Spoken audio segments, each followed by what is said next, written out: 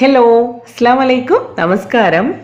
ഇന്നത്തെ നമ്മുടെ റെസിപ്പി നല്ല സിമ്പിളായിട്ട് ചെയ്യാൻ പറ്റുന്ന ഒരു ദോശയുടെ റെസിപ്പിയാണ്. നമ്മുടെ അരിയും അതുപോലെ ഉഴുന്നും ഒന്നും ചേർത്ത് നമ്മൾ വെള്ളത്തിലേക്ക് കുതിർത്ത് അരച്ചൊന്നും എടുക്കാതെ നമുക്ക് ഇൻസ്റ്റൻ്റ് ആയിട്ട് ചെയ്യാൻ പറ്റുന്ന നല്ല ടേസ്റ്റി ആയിട്ടുള്ളൊരു ബ്രെഡ് ദോശയാണ് ഇന്ന് നമ്മുടെ റെസിപ്പി. എന്തായാലും ബ്രെഡാണെങ്കിലും നല്ല ടേസ്റ്റിയാണ്, മാത്രമല്ല വളരെ എളുപ്പം. നമുക്ക് ഒരു 10 മിനിറ്റ് കൊണ്ട് തന്നെ നമുക്കതിൻ്റെ എല്ലാം റെഡിയാക്കിയിട്ട് ഉണ്ടാക്കിയെടുക്കാൻ പറ്റുന്ന ഒരു ദോശയാണ്. അതിലേക്ക് വേണ്ടി ഞാനിവിടെ ബ്രെഡ് സ്ലൈസസ് ഒക്കെ റെഡിയാക്കി വെച്ചിട്ടുണ്ട്. ഞാനിപ്പോൾ ഇവിടെ എടുക്കുന്നത് 10 ബ്രെഡ് സ്ലൈസ് ആണ്. നിങ്ങൾക്ക് കുറഞ്ഞ ക്വാണ്ടിറ്റി മതിയെങ്കിൽ അതിനനുസരിച്ചിട്ടുള്ളത് എടുക്കാം. ഞാനിപ്പോൾ ഈ ഒരു ബ്രെഡ് സ്ലൈസസിൻ്റെ ഈ സൈഡ് വശങ്ങളുണ്ടല്ലോ, അങ്ങനെ ബ്രൗൺ കളറിൽ, ഇതൊന്നും ഒഴിവാക്കുന്നില്ല. അത് താല്പര്യമില്ലാത്തവർക്ക് അത് ഒഴിവാക്കാം കേട്ടോ, അത് കട്ട് ചെയ്തിട്ട് മാറ്റാം. ഞാനിപ്പോൾ എന്തായാലും മുഴുവനായിട്ടുള്ള 10 ബ്രെഡ് സ്ലൈസ് ആണ് ഇവിടെ എടുത്തിട്ടുള്ളത്. നമ്മൾ ചെയ്യാൻ പോകുന്നത് നമ്മുടെ മിക്സിയുടെ ജാറിലേക്ക് ഇതിങ്ങനെ ചെറുതായിട്ടൊന്ന് പിച്ചിട്ട് കൊടുക്കുകയാണ്, നമുക്കിതിനെ ഒന്ന് പൊടിച്ചെടുക്കാൻ വേണ്ടിയിട്ട്. അപ്പോൾ നമുക്ക് 1-2 ബാച്ചായിട്ട് നമ്മുടെ മിക്സിയുടെ ജാറിൽ കൊള്ളുന്ന രീതിയിൽ നമുക്കിതൊന്ന് പൊടിച്ചെടുക്കണം.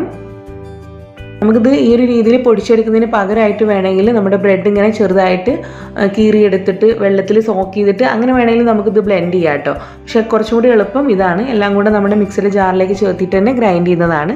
അപ്പോൾ ആദ്യത്തെ ബാച്ച് ഞാനിവിടെ ബ്രെഡ് സ്ലൈസസ് ഇതുപോലെ പൊടിച്ചെടുത്തിട്ടുണ്ട്.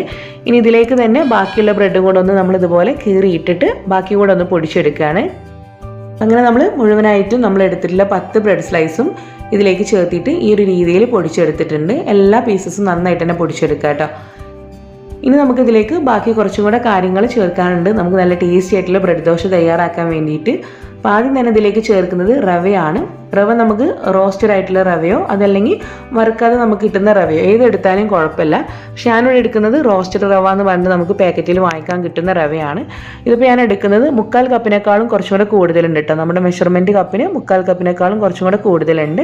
പിന്നെ ഞാനിതിലേക്കൊരു 1/4 കപ്പ് നമ്മുടെ അരിപ്പൊടി, നമ്മുടെ പുട്ടുപൊടി ആയാലും കുഴപ്പമില്ല, നമ്മുടെ പത്തിരിക്കൊക്കെ എടുക്കുന്ന ഏത് പൊടിയായാലും കുഴപ്പമില്ല, അരിപ്പൊടി കൂടെ ചേർക്കുന്നുണ്ട് നമ്മുടെ ദോശ നന്നായിട്ട് ഇങ്ങനെ മൊരിഞ്ഞ് കിട്ടാൻ വേണ്ടിയിട്ട്. അതും കൂടെ ചേർത്തിട്ട് ജസ്റ്റ് ഞാൻ ഈ ഒരു മിക്സിയുടെ ജാറിലൊന്ന് മിക്സ് ചെയ്തിട്ട് ഇതൊന്നും കൂടെ ഒന്ന് പൊടിച്ചെടുക്കുകയാണ്. ആ തരിയോട് കൂടിയിട്ടുള്ള റവയൊക്കെ ഉണ്ടല്ലോ, അതൊക്കെ ഒന്നും കൂടെ ഒന്ന് നന്നായിട്ടൊന്ന് ഫൈനായിട്ട് കിട്ടാൻ വേണ്ടിയിട്ട്. ഇതെല്ലാം കൂടെ ഞാൻ നന്നായിട്ടൊന്ന് പൊടിച്ചെടുത്തിട്ടുണ്ട്. ഇനി നമുക്കിതിനെ ദോശയുടെ ബാറ്റർ ആക്കിയിട്ട് എടുക്കാൻ വേണ്ടിയിട്ട് ആവശ്യത്തിലുള്ള വെള്ളവും കാര്യങ്ങളൊക്കെ ഒഴിച്ചു കൊടുക്കണം. അപ്പോൾ ആദ്യം നമ്മൾ ചേർക്കുന്നത് ഒരു 3/4 കപ്പോളം അധികമൊന്നും പുളിയില്ലാത്ത നല്ല കട്ടിയായിട്ടുള്ള തൈരാണ് എടുക്കുന്നത്.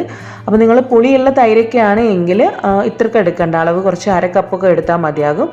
ഇതിപ്പം പുളിയില്ലാത്ത തൈരായതുകൊണ്ട് ഞാനൊരു 3/4 കപ്പോളം എടുക്കുന്നുണ്ട്.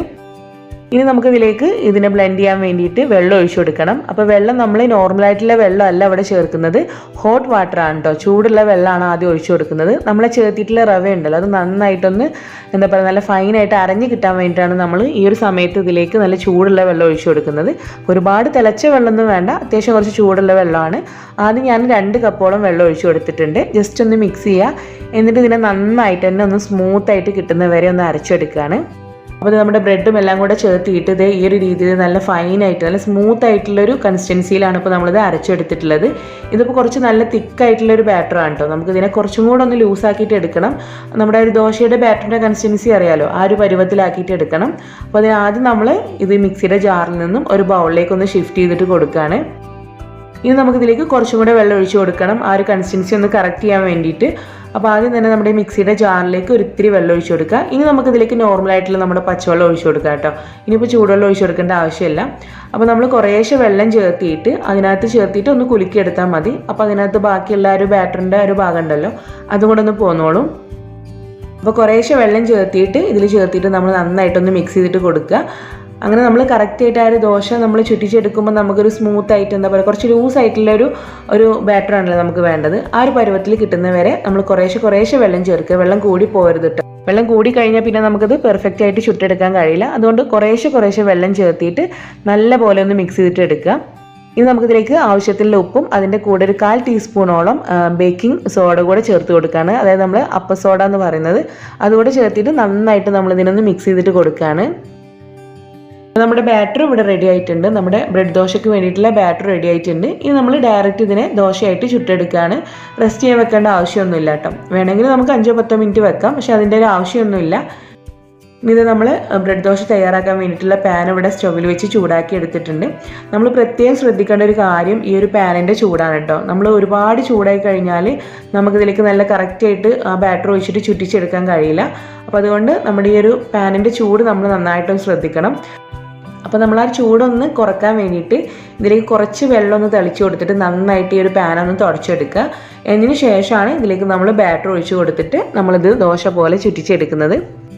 നമ്മളിതിനെ നന്നായിട്ട് ചുറ്റിച്ചെടുത്തതിന് ശേഷം പിന്നെ നമുക്കിതിനെ അടച്ച് വെച്ച് കുക്ക് ചെയ്യേണ്ട ആവശ്യമൊന്നുമില്ല കേട്ടോ. നമ്മളിതുപോലെ ചുറ്റിച്ചതിന് ശേഷം നമ്മൾ തീയൊന്ന് കൂട്ടി കൊടുക്കുക, ആ ചട്ടിയുടെ ചൂടൊന്ന് കൂട്ടി കൊടുക്കുക. എന്നിട്ട് നമ്മൾ അത്യാവശ്യം ദോശയൊക്കെ ഒന്ന് കുക്കായിട്ട് വരുമ്പം ഇതിൻ്റെ മുകളിലേക്ക് ഓയിലോ അതല്ലെങ്കിൽ നെയ്യോ നമുക്ക് ഏതാണോ താല്പര്യം അതിനൊന്ന് എല്ലാ ഭാഗത്തേക്കും ഒന്ന് ബ്രഷ് ചെയ്തിട്ട് കൊടുക്കുക. അപ്പോഴാണ് നല്ലൊരു ഗോൾഡൻ കളറോട് കൂടിയിട്ട് നല്ല ക്രിസ്പി ആയിട്ട് നമുക്ക് ദോശ ചുട്ടെടുക്കാൻ പറ്റുന്നത്. ഇതിന് ശേഷം ഇതുപോലെ നമ്മളൊന്ന് റോൾ ചെയ്തിട്ട് എടുക്കാനും. അപ്പോൾ ഇത് നമ്മുടെ നല്ല ടേസ്റ്റി ആയിട്ട് നല്ല ക്രിസ്പി ആയിട്ടുള്ള ബ്രെഡ് ദോശ ഇവിടെ റെഡി ആയിട്ടുണ്ട്. ഇതേ രീതിയിൽ നമ്മൾ ബാക്കിയുള്ള ബാറ്ററും കൂടെ വെച്ചിട്ട് ദോശ ചുട്ടെടുക്കുകയാണ്. ഇവിടെ ഇപ്പോൾ ഞാൻ എടുത്തിട്ടുള്ളത് നോൺ സ്റ്റിക്കിൻ്റെ പാൻ ആയതുകൊണ്ട് ഇതിനകത്ത് ഇപ്പോൾ ഞാൻ ഓയിലൊന്നും ബ്രഷ് ചെയ്ത് കൊടുക്കുന്നില്ല. അതല്ല നമ്മൾ മറ്റേതെങ്കിലും തവയാണ് എടുക്കുന്നതെങ്കിൽ നമുക്കതിനകത്ത് കുറച്ച് ഓയിലൊന്ന് ബ്രഷ് ചെയ്തിട്ട് പിന്നെ വേണം നമ്മൾ വെള്ളം തളിച്ച് കൊടുത്തിട്ട് ഒന്ന് തുടച്ചെടുക്കാൻ കേട്ടോ. അതുകൊണ്ടൊന്ന് ശ്രദ്ധിക്കുക. അപ്പോൾ ഇത് നമ്മുടെ നല്ല ടേസ്റ്റി ആയിട്ടുള്ള എന്നാൽ വളരെ സിമ്പിളായിട്ടുള്ള ബ്രെഡ് ദോശ നല്ല ക്രിസ്പി ആയിട്ട് നമ്മളിവിടെ ചുട്ടെടുത്തിട്ടുണ്ട്. അപ്പോൾ നല്ല ടേസ്റ്റാണ് കേട്ടോ. ബ്രെഡാണെന്ന് വെച്ച് ടേസ്റ്റ് കുറവൊന്നുമില്ല, നല്ല ടേസ്റ്റി ആയിട്ടുള്ള ഒരു ബ്രെഡ് ദോശ തന്നെയാണ്. അപ്പോൾ നിങ്ങളെല്ലാവരും ഇത് ട്രൈ ചെയ്യുക. നല്ല എരിവോട് കൂടിയിട്ടുള്ള ചട്നിയുടെ കൂടെ ഇത് കഴിക്കുമ്പോൾ നല്ല ടേസ്റ്റാണ്. അപ്പോൾ ട്രൈ ചെയ്യുന്നവർ നിങ്ങളുടെ ഫീഡ്ബാക്ക്സ് പറയാൻ വേണ്ടിയിട്ട് മറക്കരുത്. അതുപോലെ തന്നെ ഒരു വീഡിയോ നിങ്ങൾക്ക് ഇഷ്ടമായാൽ ലൈക്ക് ചെയ്യുക, നിങ്ങളുടെ ഫ്രണ്ട്സിലേക്കും റിലേറ്റീവ്സിലേക്കും ഒന്ന് ഷെയർ ചെയ്തിട്ട് കൊടുക്കുക. അപ്പോൾ ഇൻഷാ അല്ലാഹ് നമുക്ക് മറ്റൊരു വീഡിയോ ആയിട്ട് കാണാം. താങ്ക്